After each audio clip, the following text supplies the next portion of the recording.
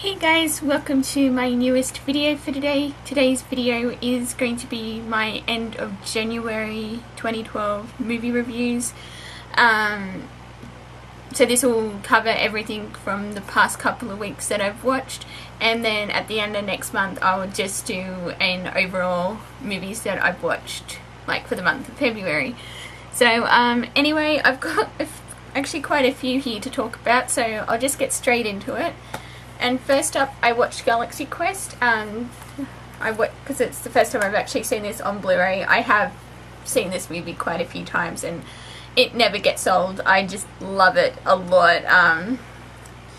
It's just a lot of fun and yeah, one of my favourite movies. I don't know, I just love it. I like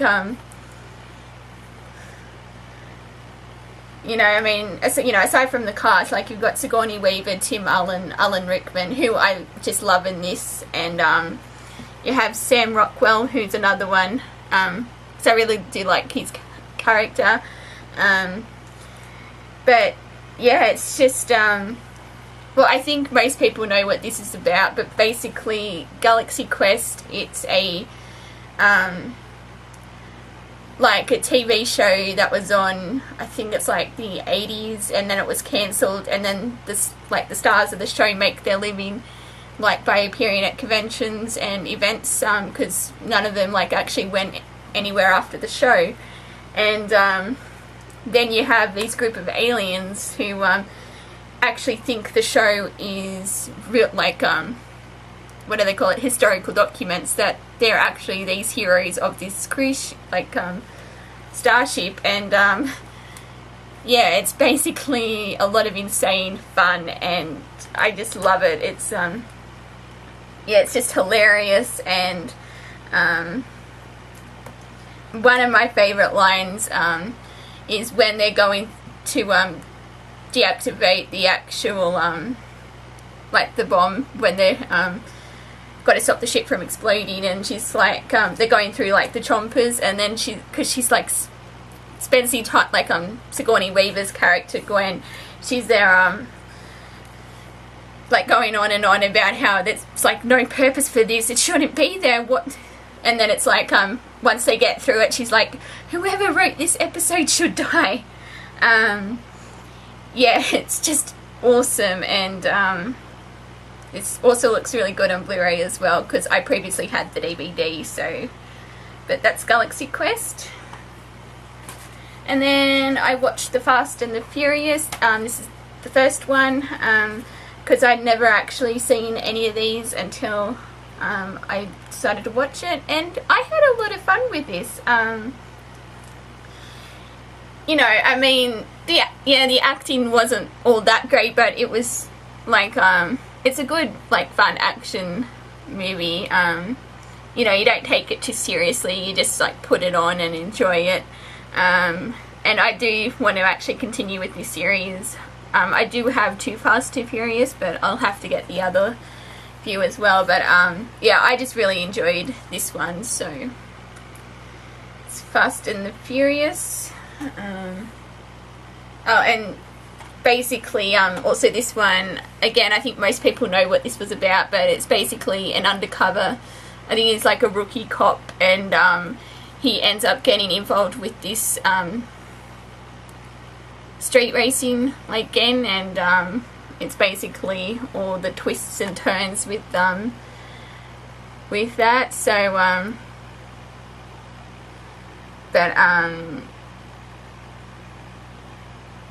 yeah, so yeah, that's basically because he's there to infiltrate the gang, and because there's been this series of carjackings going on, and then he's got to like keep his identity, that in fact he's an actual cop, away from the team, and then he's sort of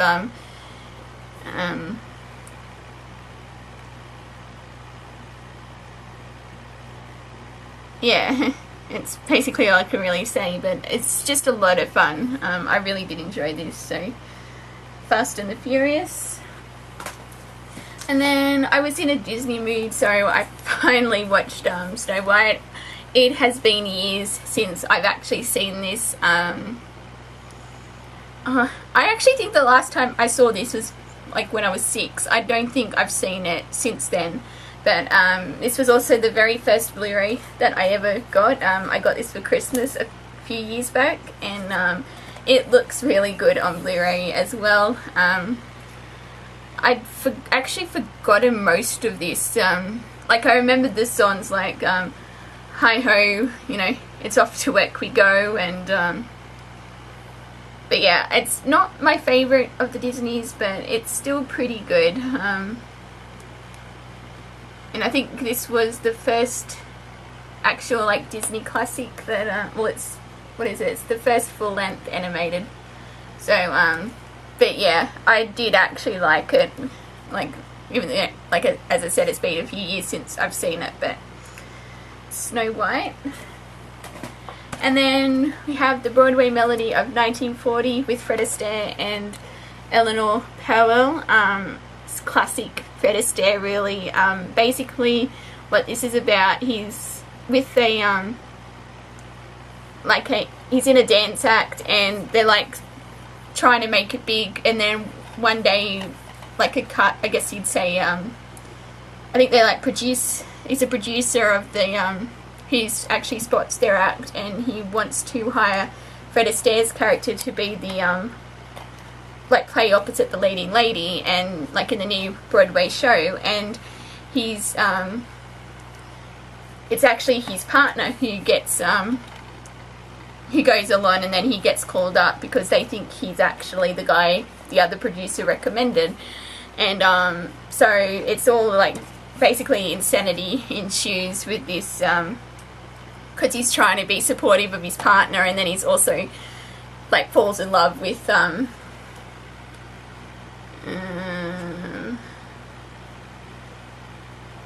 played by Eleanor Powell.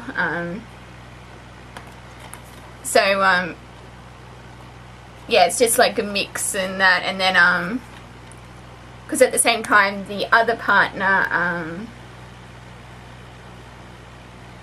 it doesn't say what his partner's name is, but yeah, so he's unaware that it was actually supposed to be Fred Astaire's character, who is Johnny Brett. That's the name he plays. Yeah, like it's unaware that it was actually meant to be him who got the gig, and yeah, so it's basically like, or you know, it's just yeah,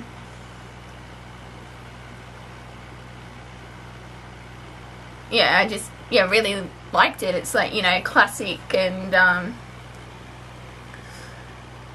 because it's sort of like these era musicals really did have an edge of class to them. Like it's not, you don't see these nowadays, these type of musicals, and yeah, it's just, I really did enjoy this one. So the Broadway Melody of 1940, and then I watched King Kong, the original 1933 classic. Really did like this. First time I'd ever seen the original, and really I haven't seen any of the others, so I can't really compare them. The main reason I did want to see this was because it's one of the films mentioned in Rocky Horror's science fiction double feature, and it's then something went wrong for Fay Wray and King Kong. They got caught in a celluloid jam, I think that's the line, and so I have watched it, and I really did like it. I don't know, it's just sort of hard to explain why I liked it. Like, for being such an old movie, it's just sort of like, especially with, like, you know, King Kong on the Empire State Building, and yeah, and I thought Fay Wray was really good in this as well, so, but yeah, it's not really much else I can say about that one. So it's King Kong 1933. Then I finally saw Gone with the Wind. Basically I want to try and do a, like, in the lead up to this year's Oscars, I want to try and watch as many Oscar nominated and Oscar winners as possible. Gone with the Wind won the 1939 Academy Award for Best Picture, and yeah, don't get me wrong, I really did like this movie. like it's essentially perfect. Like, you know, great acting, great story. But it's so depressing. That's basically like I knew it was on, like it's nearly 4 hours, and I did not realize just how depressing this movie was going to be. I mean, I knew it was set like with the backdrop of the war and like with the Confederacy and like the Civil War, and yeah, it was. But it's just like one bad thing after another. It was yeah, just sort of, yeah, really, I don't know how to say it, but I mean, obviously it's, you know, classic, and I'm glad I did actually watch it, but yeah, again, it looks stunning on Blu-ray, because it's like with the colours, and it really picks up with how clear it is, and yeah, but I did really like it, so, but that's Gone with the Wind. And then the other Oscar, I watched another Oscar winner today, and that was Return of the King, which won the 2003 Best Picture. I have not seen this one in years. I actually think the last time I saw this was when I first saw it at the cinema back in 2003. But I want to actually upgrade Lord of the Rings to Blu-ray, because I've previously, you know, in the last year rewatched Fellowship of the Ring and The Two Towers, and then so I just thought I'd finally watch this. I really can't pick which one is my favourite. It was The Two Towers for the longest time, but I actually think Fellowship of the Ring may actually just stick out a bit as my favourite of the trilogy, but I grouped them all together because, like, as a trilogy, they're in my top 10 favourite movies of all time. But yeah, I really do want to pick this up on Blu-ray at some stage. I just have to find it for a decent price. But yeah, really good. It's, yeah, because it's, again, as I said, been so long since I've actually seen this, but because I think I didn't like this as much. Like, I mean, I liked it, but I didn't think it was the best one at the time. But it's better than what I actually remembered it to be, because it, yeah, it's just, my details of it were like quite sketchy, but yeah. But there we go, Return of the King. And then I finally finished my Gilbert and Sullivan box set. So just have the Gondoliers, Yeoman of the Guard, The Sorcerer, Trial by Jury and Cox and Box, and we have Patience. Really good,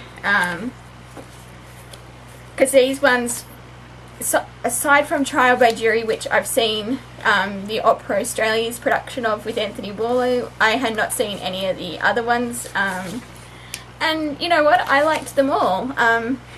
There wasn't one that I particularly disliked, like possibly if I had to pick one, I'd say actually probably Yeoman of the Guard. I did really actually like this one, and this also had Joel Grey in it, which I wasn't expecting. So yeah, I mean, they're all typical Gilbert and Sullivan ones that, you know, someone loved, like, you know, they fall in love, and they've like a you know, an obstacle stopping them from being together, like whether it be rank or like if someone has to, you know, die because, you know, various reasons, and or if they're kins and they can't like with the Gondoliers, when they're they think they're royalty, and they've got to find out which one is actually the kin, and even though they've already picked out brides so they can marry and like to be married, and yeah, and then, but yeah, I just really had such a fun time watching all of these, and but I think one of my favourite songs is I Am a Judge with Trial by Jury, you know, because it's like, I'm a judge, and then there's like the chorus is and a good judge too, and yeah, I just really like that song. Clocks and Box is actually the only one in here where I think it was Gilbert didn't actually write the lyrics to. It was Arthur Sullivan who composed it, I think, but I think it's regularly performed by like Gilbert and Sullivan societies. It's like attached to other productions, but I enjoyed it, probably not as much as the other one, so I'd say that's the one I didn't like as much, even though it still was good. But yeah, so that's the Gilbert and Sullivan operettas. And then finally, I've watched some Doctor Who over the past week. I watched The Keys of Marinus, which actually, again, was a bit better than what I thought on the, like the second time round that I watched it. I mean, it's not one of my favourites. It's, yeah, it's sort of hard to explain. I don't think it needed 6 parts, but, even though I do find it, like, because,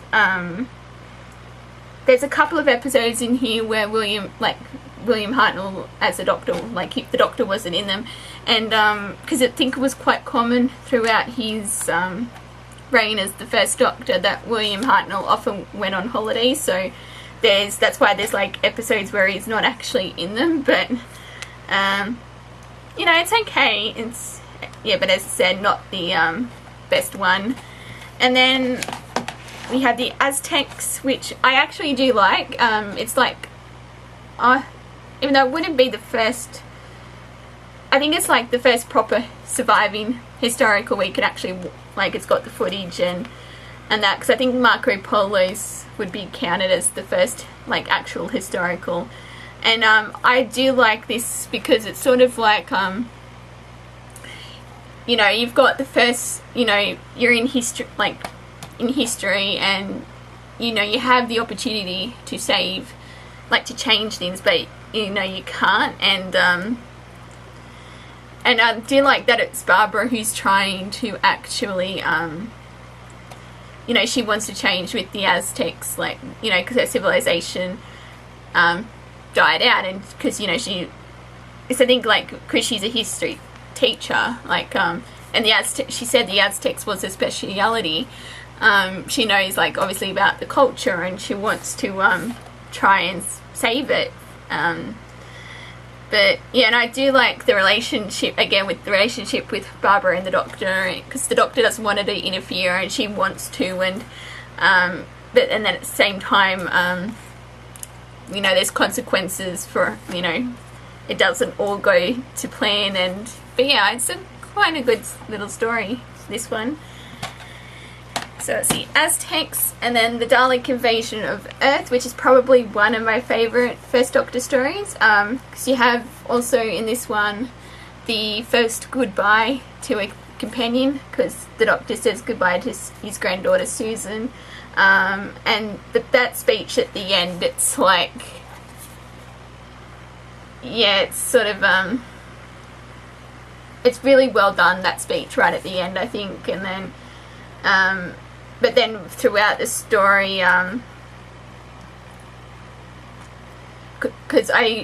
also the vision of the Dalek coming out of the Thames, I thought that was still, you know, quite awe-inspiring, and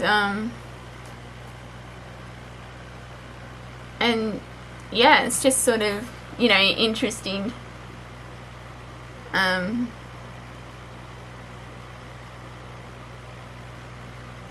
I think it's, you know, because the Daleks, you know, have actually taken over Earth, and you sort of, like, you wonder how the hell could they have done that, and, you know, yeah, it's just a interesting story. So it's the Dalek Invasion of Earth, and then we have The Rescue, which is a 2-part story, and the introduction of Vicky, who sort of, I guess, is introduced as a replacement to Susan. I do actually like this story because it shows that, you know, at the start the Doctor does actually miss his granddaughter, because there's a scene right at the start where he calls out for Susan, and then he stops and realizes that she's not there, and he just, and because he's also actually the point where he's like napping at the start, and he like misses the landing, and as Barbara and Ian point out, he's like, he's never missed a landing. So I actually think that like this story I think sort of gives the Doctor a bit more development as well in the in that, and but yeah, I mean, it's overall not a favourite, but it's, you know, for a nice two-parter, it's that. And then we have the the Romans rather, and I actually do like this one. I know a lot of people seem to either love it or hate it, but I'm one of the people who do like it, and you know, I mean, not the best one, but it's still I do like Nero trying to woo Barbara. Is it's like so just sort of like all the how everything sort of comes together, and then it's like, because it's also right before the Great Fire of Rome, so and it's sort of like interesting because, like, you know, the Doctor, like, he basically inspires the ideas, so I actually think he references that story at a later date, because I think he goes, I think it must have been the 10th Doctor, and he's like, I had nothing to do with that. It's like, I had nothing to do with that fire, mostly. So, but yeah, it's an okay story for like one of the historical episodes. So, but yeah, that's the Romans. So that's it for this video. So next month I'll just do the one monthly reviews right at the end, so rather than do it weekly, but I'll still be doing my cinema reviews like once a week. So yeah, that's it. So until my next video, I'll see you guys next time. Bye.